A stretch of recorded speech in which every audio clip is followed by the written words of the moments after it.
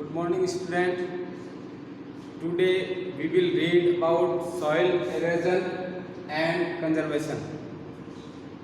Yesterday we have read about the classification of soils, from which last soil we have discussed the forest soils, यानी वन भूमि. These type of soils is found in hilly and mountain area, यानी ये पहाड़ी और पर्वतीय भागों में ये इस प्रकार की पाई जाती है. There is availability of forests, वहाँ पर वनों की पर्याप्त अवेलेबलता होती है. And soil texture varies according to the mountain environment, यानी जो उसका टेक्सचर है, उसका बनावट है उस सॉइल्स की, वो माउंटेन के इन्वायरमेंट यानी पर्यावरण पर निर्भर है. यानी वहाँ पर किस प्रकार का वन है और वहाँ पर नदियाँ कितनी बहती है, पानी का बहाव कितना है, उसकी जो स्लोप है वो कम है या ज़्यादा है, उस पर डिपेंड करता है. यदि स्लोप ज़्यादा है तो वहाँ पर इरोजन हो जाएगा, अपरदन या मिट्टी का कटाव हो जाएगा और मिट्टी नीचे की तरफ आएगी.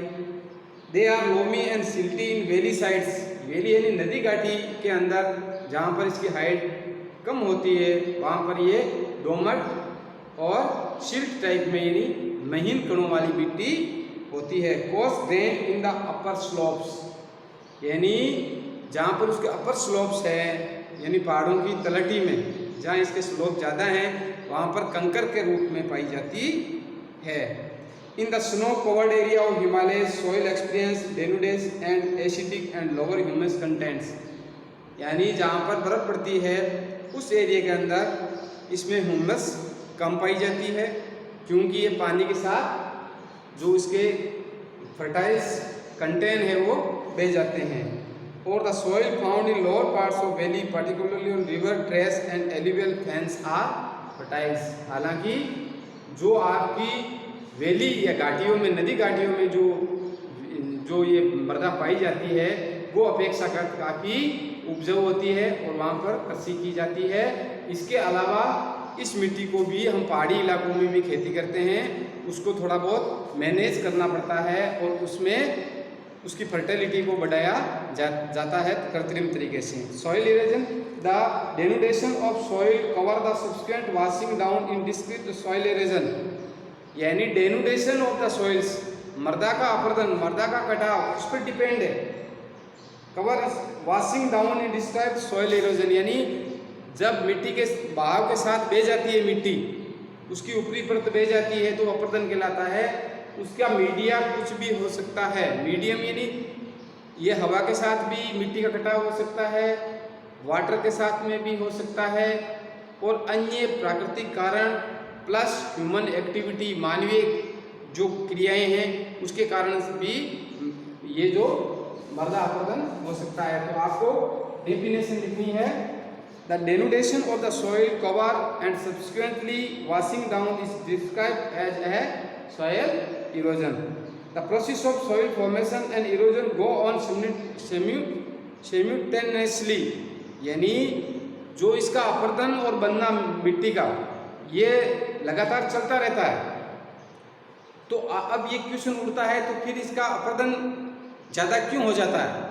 इसके कई कारण हैं. इसके प्राकृतिक कारण भी हो सकते हैं, इसमें ह्यूमन एक्टिविटी भी हो सकती है जिससे मृदा का अपरदन ज़्यादा होता है. उसके रीजन मुख्य रूप से ये है जो बैलेंस, जो इकोसिस्टम है उसको बैलेंस को खराब कर देता है ये ज़्यादा ह्यूमन एक्टिविटी के कारण से. जैसे इसमें सबसे पहले है डिफॉरेस्टेशन,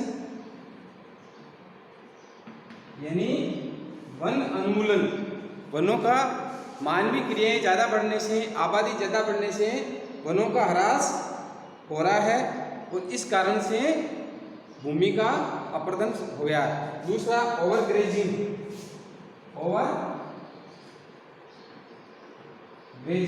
ज़्यादा पशु चारण से भी मिट्टी का कटाव होता है, क्योंकि जो पशुओं के खुर से ऊपरी परत होती है ये उपजाऊ होती है, फर्टाइल, और इसका कटाव हो जाता है और ये पानी के साथ बह जाती है, रनिंग वाटर के साथ ये चली जाती है.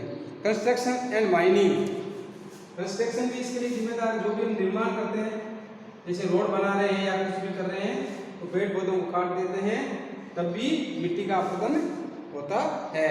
इसके अलावा खनन क्रिया, माइनिंग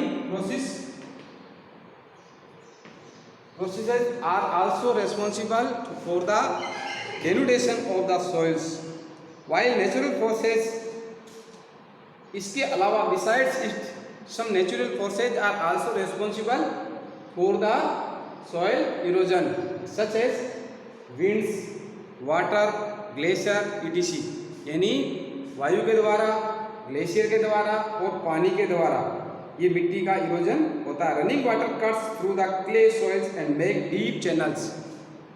अब रनिंग वाटर क्या करता है, मिट्टी में वो कटाव बना देता है और डीप चैनल्स बना देता है, वाहिनियां बना देता है। जैसे आप देखते नहीं हो, अपन तालाब के पास जाते हैं तो पानी अंदर घुसते समय ऐसे ऐसे नालियों का एक जाल सा बिछा रहता है, उससे नालियों को गुल्लीज कहा जाता है। ये गुल्लीज के बारे में पढ़ना है, गुल्लीज की परिभाषा सीखनी है। गुल्लीज क्या होता है, यानी नलिकाएं, पानी की नलिकाओं को गुल्लीज बोलते हैं, जो गहरे गड्ढे कर देती है। डीप चैनल, जिसके डीप वाहिनियां, अलग अलग वाहिकाएं होती है, उनको गुल्लीज कहा जाता है। इस प्रकार की भूमि को बेडलैंड कहते हैं। The land becomes unfit for cultivation is non badland. ये हल जोतने के लिए मतलब अनफिट होती है, क्योंकि इसके अंदर हम हल नहीं चला सकते। काफ़ी नालियाँ गहरी गहरी होती है, जो 3 से 4 फीट तक गहरी नालियाँ बना देती है। इस प्रकार उत्खात भूमि, उसको हिंदी में बोलते हैं उत्खात भूमि, बेडलैंड। इस प्रकार की भूमि हमारे चंबल बेसिन में पाई जाती है, जहाँ चंबल के बीड़ है, चंबल नदी के साथ साथ में जो जमीन है, उसमें इस प्रकार की अवनलिकाएँ पानी की होती है, जो गहरा गड्ढा बना देती है और वहाँ पर खेती के लिए उपयुक्त नहीं है। In the Chambal basin such lands are called ravines, उत्खात भूमि। तो रेवाइंस, रेवाइंस के बारे में भी, चंबल बेसिन के अंदर जो लैंड है उसको रेवाइंस कहते हैं। Sometimes water follow sheet over large area down, यानी कुछ जगह पर ऐसा होता है कि बिल्कुल प्लेन एरिया है और एकदम कट लगता है, काफ़ी दूर तक एरिया प्लेन है, फिर एकदम कट लगता है, तो ज़्यादा पानी की चादर सी बहती है, उसको शीट इरोजन कहते हैं। ये मिट्टी को धो देती है। Wind blow loose soil of flat and sloping land known as wind erosion, यानी जब हवा के द्वारा भूमि का कटाव होता है उसको विंड इरोजन कहते हैं। तो इस प्रकार से पहाड़ी इलाकों के अंदर रोंग साइड के अंदर यदि हल चलाते हैं, जैसे पहाड़ी से ऐसे हमें सीधा आगे हल चला दिया तो मिट्टी का पूरा कटाव हो जाएगा, तो हमें समोच्च कृषि करनी चाहिए, आड़े हल चलाने चाहिए, ठीक है ना। इसके लिए उसमें कंटूर प्लॉगिंग, जिसको कंटूर प्लॉगिंग कहते हैं, ये आपका क्वेश्चन होगा। Step can be cut on slopes making traces. इसके अलावा उसके अंदर फील्ड को स्ट्रिप में बांटा जाता है, यानी छोटे छोटे सोपान बनाए जाते हैं और बीच में घास लगाई जाती है।